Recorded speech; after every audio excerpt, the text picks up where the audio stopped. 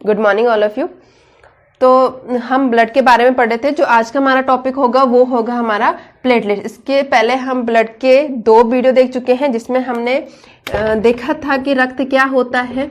रक्त क्या है, एक तरल संयोजी ऊतक है और इसमें 2 तरह के मेन कंपोनेंट होते हैं। जो एक क्या होता है, द्रव्य होता है जिसे हम क्या कहते हैं, प्लाज्मा कहते हैं, और दूसरा क्या होता है, सॉलिड फ्रैक्शन होता है या कणिकाएं होती हैं जिसमें हमारा क्या आते हैं, आरबीसी आती है, आरबीसी आती है, आपकी डब्ल्यूबीसी आती है, और तीसरा क्या आता है, प्लेटलेट्स आता है। तो आज जो हम पढ़ेंगे वो प्लेटलेट्स के ही बारे में पढ़ेंगे। इससे पहले हमारा आरबीसी और डब्ल्यूबीसी क्या है, कंप्लीट हो चुका है। आरबीसी का दूसरा नाम क्या है, डब्ल्यूबीसी का क्या है, इनका नंबर कितना है। तो अगर आप रिकॉल नहीं कर पा रहे तो आप प्लेलिस्ट में जाके प्रीवियस लेक्चर देख सकते हैं। तो आज का जो हमारा मेन होगा वो होगा प्लेटलेट्स के बारे में। बता देती हूँ आरबीसी का जैसे क्या है, दूसरा जो फेमस नाम है, पहले तो क्या, रेड ब्लड सेल, दूसरा जो है इरिथ्रोसाइट है, और इसका जो नंबर पाया जाता है वो पाया जाता है 5 से 5.5 मिलियन पर मिलीमीटर क्यूब। वहीं इसका डब्ल्यूबीसी का व्हाइट ब्लड सेल, ये इसे ल्यूकोसाइट कहा जाता है, इसका जो नंबर पाया जाता है वो 6 से 8 हजार पाया जाता है। वहीं आज हम पढ़ेंगे प्लेटलेट्स के बारे में। अब अपने मेन टॉपिक पे आते हैं जो कि क्या है, प्लेटलेट्स। और प्लेटलेट्स का जो दूसरा नाम है वो है थ्रोम्बोसाइट। प्लेटलेट्स इसी को क्या कहते हैं, थ्रोम्बोसाइट। हम इसके नंबर की बात करते हैं तो ये पाए जाते हैं आपका 1.5 से 3.5 लाख पर मिलीमीटर क्यूब। तो ये तो होगी इसके नंबर की बात। इसकी बात करें कि ये बनता कहाँ, तो ये बनता कहाँ, जहाँ अदर्स जो आपकी कणिकाएं हैं वहां बनती हैं, ये भी उसी की तरह कहाँ बनता है, आपके बोन मैरो में बनता है, यानी कि कहाँ बनता है, अस्थि मज्जा में बनता है, मज्जा, ठीक है। अस्थि मज्जा में भी एक विशेष प्रकार की सेल से बनता है जिसे हम कहते हैं मेगा कैरियोसाइट। मेगा कैरियोसाइट बनता कहाँ है, अस्थि मज्जा में। किस प्रकार की सेल से बनता है, मेगा कैरियोसाइट से बनता है। मेगा कैरियोसाइट से कैसे, मेगा कैरियोसाइट के विखंडन से बनता है। विखंडन यानी मेगा कैरियोसाइट जो सेल है एक विशेष टाइप की, एक स्पेशल टाइप की सेल होती है आपकी अस्थि मज्जा में, उनके विखंडन से जो है आपकी क्या बनती है, प्लेटलेट्स बनती है। इसके बाद इसका काम की बात करें तो इसका जो मेन काम है वो क्या है, रक्त का थक्का बनाना। रक्त का थक्का बनाना, या जिसको क्या कहते हैं, ब्लड क्लोटिंग। ब्लड क्लोटिंग, ठीक है। तो ये हो गया आपकी बेसिक नॉलेज की प्लेटलेट्स होती क्या है। प्लेटलेट्स क्या है, एक प्रकार की कणिकाएं हैं जो हमारे रक्त में पाई जाती, ब्लड में पाई जाती है। संख्या की बात करें तो 1.5 से 3.5 लाख पर मिलीमीटर क्यूब में पाई जाती है। इंपॉर्टेंट क्वेश्चन है जो जहां जनरल साइंस पूछा जाता है वहां ये आते, बनते ही कहाँ, अस्थि मज्जा में बनता है। बहुत इंपॉर्टेंट क्वेश्चन है कि किस प्रकार की सेल से बनता है, तो अस्थि मज्जा में तो बनता है, पर किस प्रकार की सेल से बनता है, मेगा कैरियोसाइट के विखंडन से बनता है। उसकी बात करें इसका काम क्या है, तो काम क्या है, रक्त का थक्का बनाना, यानी ब्लड क्लोटिंग में हेल्प करता है। अब तो बात तो होगी ब्लड क्लोटिंग, लेकिन ब्लड क्लोटिंग होती कैसी है। तो ब्लड क्लोटिंग की प्रोसेस की बात करें कि ब्लड क्लोटिंग होती कैसे, रक्त का थक्का कैसे बनता है, तो हम देखेंगे रक्त का थक्का कैसे बनता है।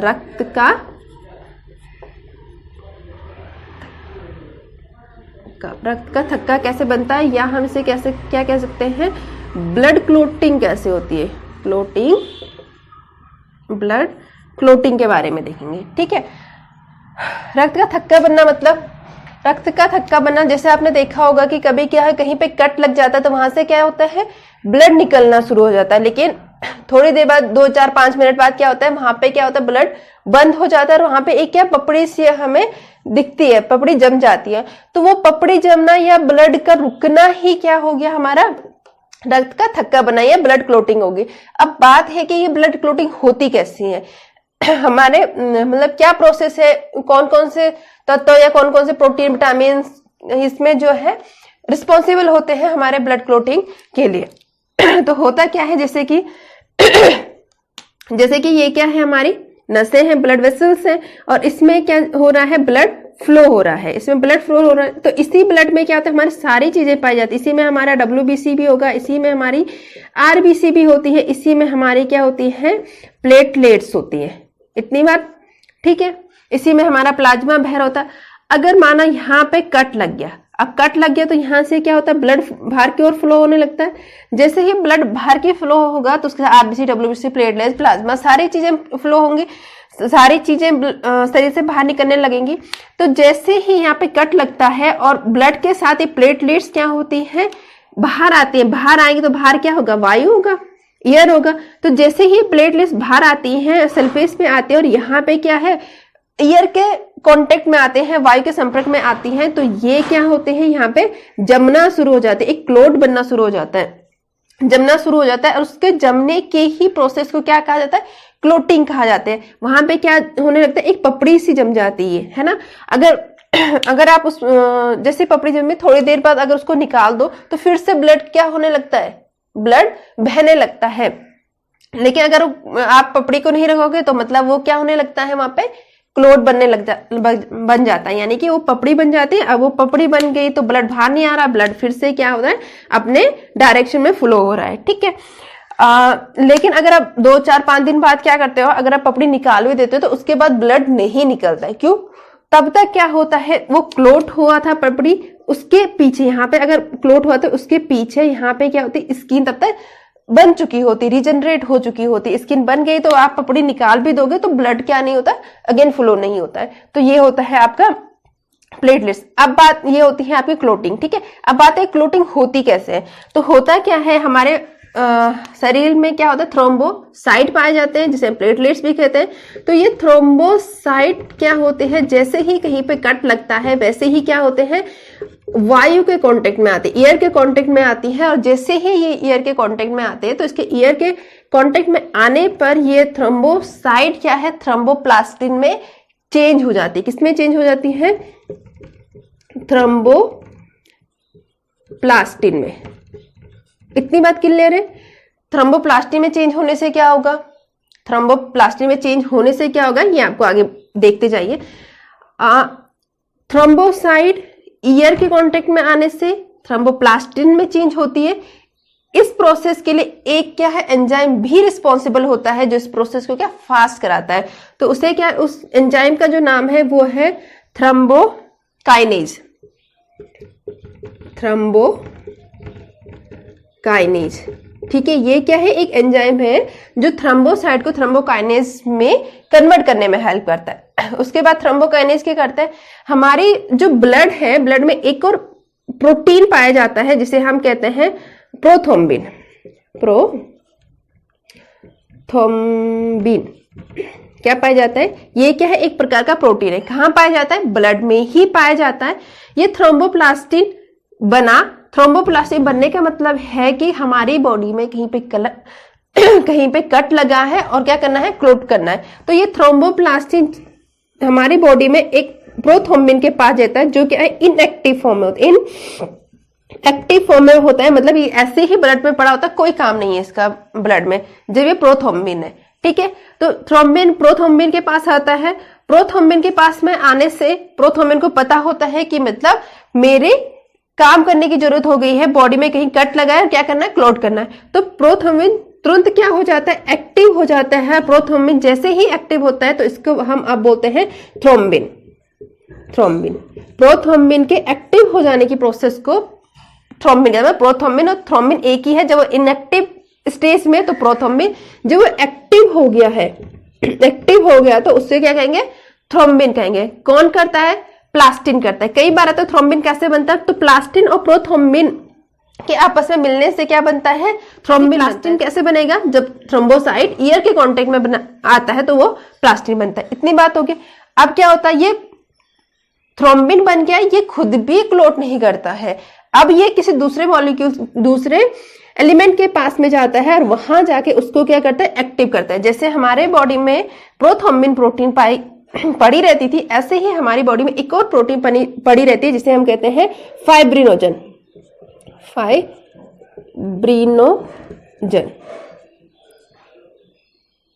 फाइब्रिनोजन ये भी क्या है, ये भी इनएक्टिव होती है, ऐसी ही पड़ी है, कोई काम नहीं है। लेकिन जैसे ही क्या होता है, थ्रोम्बिन इस प्रोथ्रोम्बिन के पास आता है, तो थ्रोम्बिन जो है फाइब्रिनोजन के पास आता है। तो फाइब्रिनोजन को क्या होता है, पता चल जाता है कि मेरे काम करने के दिन आगे में मुझे एक्टिव होना है, तो ये तुरंत एक्टिव हो जाता है। होके क्या बनाता है, फाइब्रिन बनाता है। ठीक है, अब ये फाइब्रिन क्या होता है, ये फाइब्रिन क्या होता है, एक जालीनुमा क्या होता है, जालीनुमा तत्व होता है, और ये क्या करता है, आपका मेन क्लोटिंग का काम करता है। जो क्लोटिंग करता है उसमें क्या करता है, हमारा फाइब्रिन ही मेन क्लोटिंग का काम करता है, या यही क्या है, रक्त का थक्का बनाता है। इतनी बात क्लियर होगी। रक्त का थक्का बनाने में जो है फाइनल जो मॉलिक्यूल्स है वो क्या है, हमारा क्या है, फाइब्रिन है। और उस फाइब्रिन को एक्टिव करने के लिए, उस फाइब्रिन को बनाने के लिए जो है हमें इतनी सारी प्रोसेस करना होता है, तब जाके हमारा फाइब्रिन एक्टिव होता है, और वो जाके क्या करता है, क्लोट करता है। वो खुद एक जालीनुमा होता है, तो जहां पे क्लोट लगा, माना इसके पीछे क्या था, माना ऐसे कहीं पे कट लगा हुआ है, और यहाँ पे आके क्या होता है, आपका फाइब्रिन होता है। अब यहाँ पे लग गया, तो यहाँ से जब ब्लड जाएगा, तो ब्लड के बीच आरबीसी जा रही है, प्लेटलेट जा रही है, अदर्स प्रोटीन्स हैं, तो वो क्या होता है, यहाँ पे फंसते जाते हैं, और यहाँ पे फंसने से क्या होता है, ब्लड का क्लोट हो जाता है, जम जाता है, वहां पे पपड़ी बन जाती है। तो इस तरह से ब्लड की क्लोटिंग हो गई। तो ये तो बात होगी आपकी, मतलब जो क्लोटिंग होती कैसे, उसकी प्रोसेस क्या है, क्या क्या मॉलिक्यूल्स उसमें आके मिलते हैं, तो ये तो बात होगी। अच्छा, जो ये क्लोटिंग है ना, जो ये प्रोसेस है पूरी क्लोटिंग होने के लिए, इस प्रोसेस को कहते क्या है, इस प्रोसेस को जो है कास्केड प्रोसेस कहा जाता है। कास्केड प्रोसेस कहा जाता है, प्रोसेस कहा जाता है। यानी कि कास्केड प्रोसेस क्या है, एक टर्म्स में कहे तो रुधिर का थक्का बना या ब्लड क्लोटिंग की जो प्रोसेस है उसी को क्या कहते हैं, कास्केड प्रोसेस कहा जाता है। एक्चुअली जो इसकी करेक्ट डेफिनेशन है वो ये है कि जब एक कॉम्प्लेक्स, एक एंजाइम कॉम्प्लेक्स क्या है, अदर्स पूरे एक सीक्वेंस को क्या करता है, एक्टिव करता है, तो वो जो प्रोसेस होता है उसको क्या कहा जाता है, क्लोटिंग कहा जाता है। जैसे यहाँ पे देख रहे हो, यहाँ पे क्या है, थ्रोम्बोकाइनेज क्या होता है, एक एंजाइम आया था, और इसने क्या करा था, एक एंजाइम आया था और इसने क्या करा, ये सारे जो इनएक्टिव पड़े हुए थे ब्लड में, जो कोई काम नहीं करता, उनको क्या कर दिया, एक्टिव कर दिया। तो एक सीरीज आगे एक के बाद एक क्या हो रहा है, एक्टिव हो रहा है। तो ये जो प्रोसेस होती है इसी को क्या कहा जाता है, आपका कास्केड प्रोसेस कहा जाता है। और मतलब क्लोटिंग होना क्या है, एक प्रकार की कास्केड प्रोसेस है। ये जो प्रोसेस है पूरी कितनी स्टेप में हुई, लगभग 4 स्टेप में हुई। पहले स्टेप में क्या है, थ्रोम्बोसाइट एयर के कांटेक्ट में आया, दूसरे स्टेप में थ्रोम्बोप्लास्टिन बना, तीसरे स्टेप में प्रोथ्रोम्बिन जो है थ्रोम्बिन में कन्वर्ट हुआ, चौथे स्टेप और लास्ट स्टेप में क्या हुआ, फाइब्रिनोजन फाइब्रिन में कन्वर्ट हुआ, और आपका क्या बन गया, क्या बना, फाइब्रिन बना। इसमें कुछ छोटे छोटे इंपॉर्टेंट पॉइंट्स है, वो देख लीजिए। जैसे जहां जनरल साइंस पूछी जाती है ना, वहां का एक पेट क्वेश्चन है, मतलब बहुत टाइम आता है क्वेश्चन, वो ये है कि जो प्लेटलेट्स है या जो क्लोटिंग है, क्लोटिंग बनने में कौन सा विटामिन इंपॉर्टेंट होता है। तो सबको पता है कि क्लोटिंग बनने में जो इंपॉर्टेंट है वो विटामिन के है, लेकिन यहाँ कहीं भी प्रोसेस में विटामिन के तो मैंने लिखा ही नहीं। तो ये जो विटामिन के होता है ना, एक तो ये काम करता है कि ये जो प्रोथ्रोम्बिन है इसको सिंथेसिस करता है, इसको सिंथेसिस का काम करता है। दूसरा, ये प्रोथ्रोम्बिन जो है इस पूरी प्रोसेस को, ये कास्केड प्रोसेस हो रही है, इस पूरी प्रोसेस को करने में, इसको एक के बाद स्टेप कंप्लीट कराने में, यानी लास्ट में फाइब्रिन बनाने में हेल्प करता है।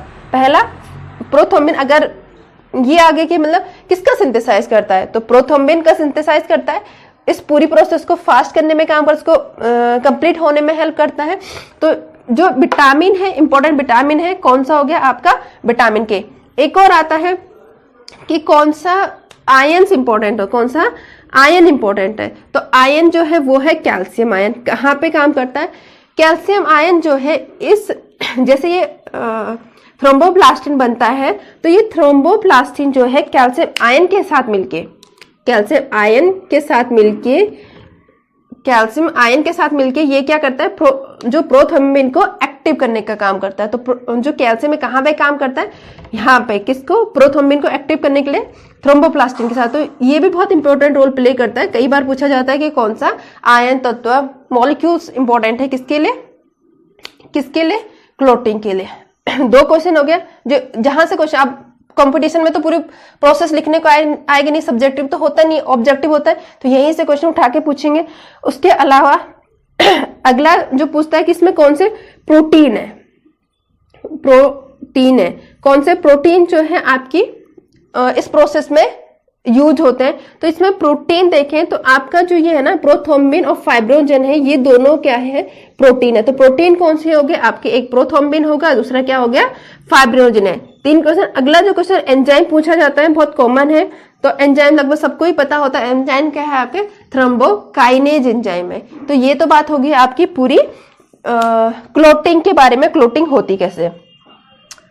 अच्छा एक चीज और, क्लोटिंग हो रही है ना,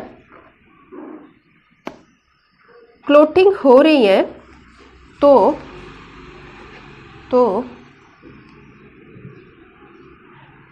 जब क्लोटिंग हो रही है तो ऐसा क्यों नहीं होता कि हमारे जो जब कट लगता है तभी क्लोटिंग होता है, या हमारे जो ब्लड वेसल्स है वहां पे क्लोटिंग नहीं होता है।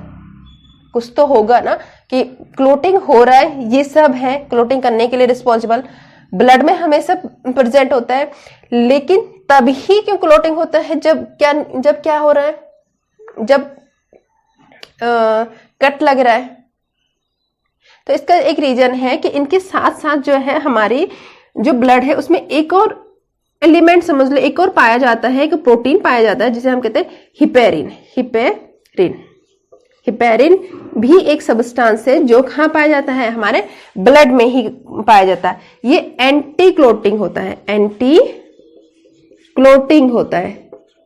ये सब क्या है, क्लोटिंग करने में हेल्प करता है, ये उसका अगेंस्ट काम करता है। एंटी मतलब किसी चीज का अगेंस्ट काम करना, तो ये एंटी क्लोटिंग है। ये सब चाहते हैं कि हम ब्लड का क्लोटिंग कराएं, और ये ब्लड का क्लोटिंग नहीं होने देता है, ये प्रेजेंट होता है। इसीलिए क्या नहीं होती है, जो वेसल्स होते हैं उसमें क्लोटिंग नहीं होता है।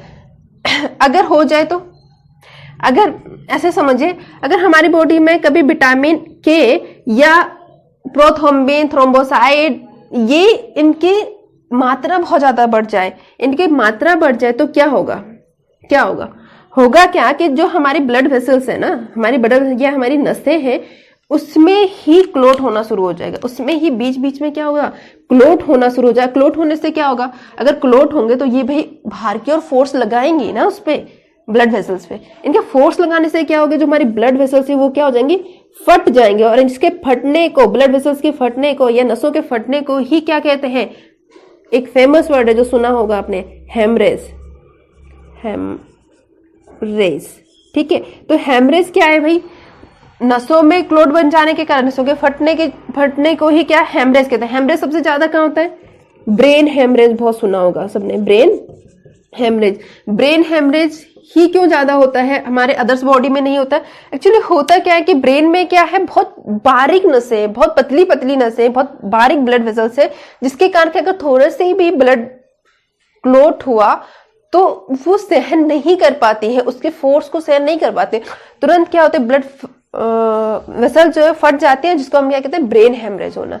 ठीक है, ये हो गया ब्रेन हेमरेज की बात। दूसरी बात आती है कि ब्रेन हेमरेज, अच्छा मैंने बताया कि आपको क्या हिपेरिन है, ठीक है। अब बात ये आती है कि हिपेरिन है वो हमारे वेसल्स के अंदर क्या नहीं होने देता है, क्लोट नहीं होने देती। चलो इसे मिठाई देती हूँ। हिपेरिन हमारे वेसल्स के अंदर क्लोट नहीं होने, यानी नसों में क्लोट नहीं होने देता। अच्छा, जब कट लगता है तो तब भी तो हिपेरिन होगा। अगर ये ब्लड में है, अगर यहाँ से कट लगता है, ये ब्लड फ्लो है, तब भी तो इसमें हिपेरिन होगा भाई, हिपेरिन होगा। क्या तब ये काम क्यों नहीं करता, तब क्या हो जाता है इससे, है ना, तब भी तो ब्लड फ्लो होता रहना चाहिए था। लेकिन होता क्या है, एक्चुअली क्या होता है, ये हिपेरिन बहुत ताकतवर है, पूरे इतने सारे जो मॉलिक्यूल्स उनके ऊपर हैवी है, उनको उनके काम को नहीं करने देता है। लेकिन जैसे ही ये हिपेरिन क्या होता है, कट लगता है और ये भी ईयर के कांटेक्ट में आता है, तो ये क्या होता है, इनएक्टिव हो जाता है, इनएक्टिव हो जाता है। यानी ये समझ ले, ये क्या होता है, मर जाता है। अब ये इनएक्टिव हो गया, मर गया, तो भाई काम ही नहीं करेगा। जब ये काम नहीं करेगा तो जो अदर्स हैं, जो फाइब्रिनोजन है, प्रोथ्रोम्बिन है, उनकी मजे पड़ जाती है और वो क्या करते हैं, ब्लड का क्लोट कर देते हैं। तो ये रीजन है कि ब्लड के वेसल्स के अंदर, ब्लड वेसल्स के अंदर क्लोट नहीं होता है। कट लग गया तुरंत तो क्लोट हो जाता है। क्यों, वहां पे हिपेरिन इनएक्टिव हो जाता है और जिसके कारण का क्लोट बनना शुरू हो जाता है। ठीक है, ये हो गई। अगर ये बता दिया मैंने आपको कि अगर ज्यादा हो गई मात्रा तो क्या होगा, वेसल्स के अंदर क्लॉट बनने लग जाएगा। लेकिन अगर कम हो गई तो, अगर हमारी जो ये प्रोथ्रोम्बिन है इनकी मात्रा में कम हो गई, इनकी मात्रा में कमी आ गई तो क्या होगा? पहले क्या काम करते हैं थक्का बनाने के, तो वही है क्लॉटिंग नहीं होगी।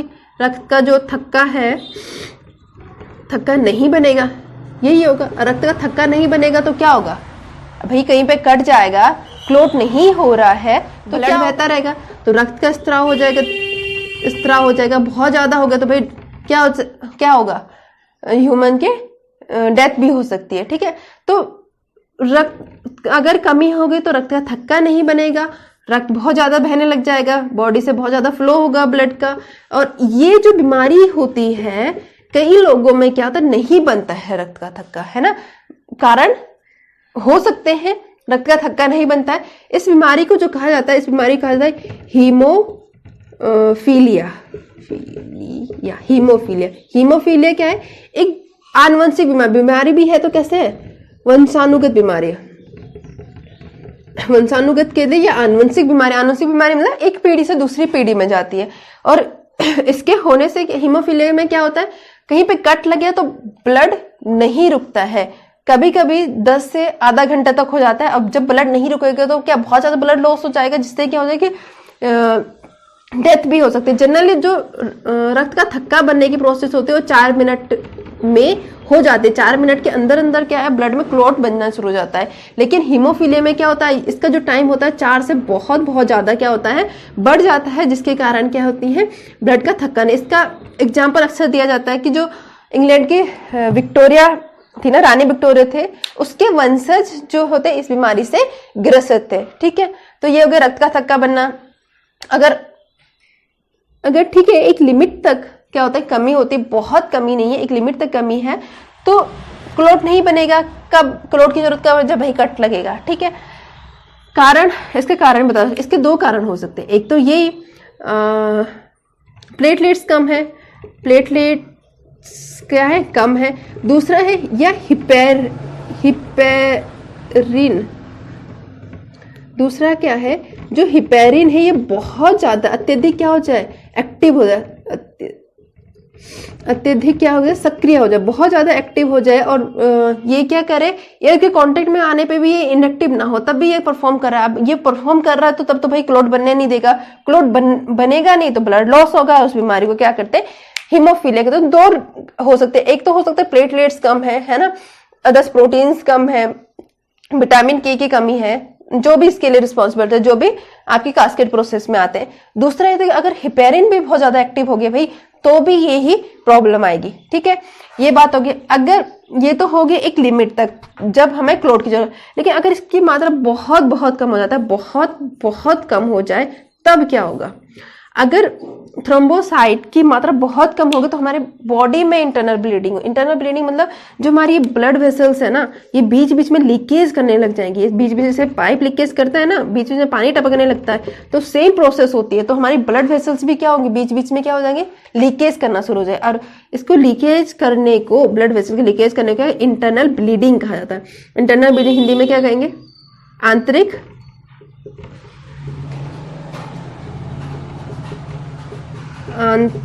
रक्तस्राव, यही कहेंगे ना। तो हमारी बॉडी में क्या होता है, इंटरनल ब्लीडिंग शुरू हो जाते हैं, जो क्या है, बहुत ही खतरनाक बात है भाई, है ना। तो ये हो गई आपकी प्लेटलेट्स के बारे में। तो शायद मैंने सब कुछ कवर कर ही दिया है प्लेटलेट्स के बारे में। एक चीज और बता देती हूँ, ध्यान आ रहा है तो हम 2 प्रोटीन 3 चीजें हमने पढ़ी। एक तो हमने पढ़ा फाइब्रिनोजन, दूसरा हमने पढ़ा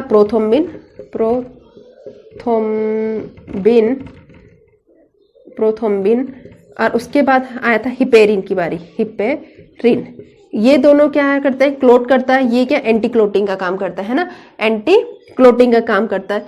ये तीनों ही मॉलिक्यूल बनते हैं कहाँ है, ये तीनों ही लीवर में काम करता है और एक दूसरे के अगेंस्ट करता है। जहाँ ये क्या है, क्लोटिंग का काम करता है, ये उसके अगेंस्ट काम करता है, एंटी क्लोटिंग। ये क्लोट बनाना चाहते हैं, क्लोट नहीं बनाना चाहता है।